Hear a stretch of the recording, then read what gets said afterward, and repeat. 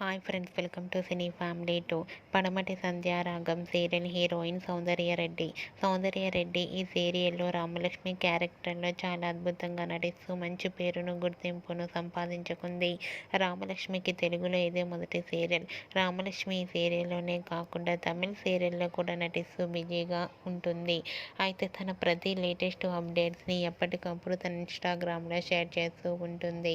రీసెంట్గా పడమటి Sandhyaragam serial heroine Soundarya Reddy తన రియల్ లైఫ్ లేటెస్ట్ ఫొటోస్ని షేర్ చేసింది.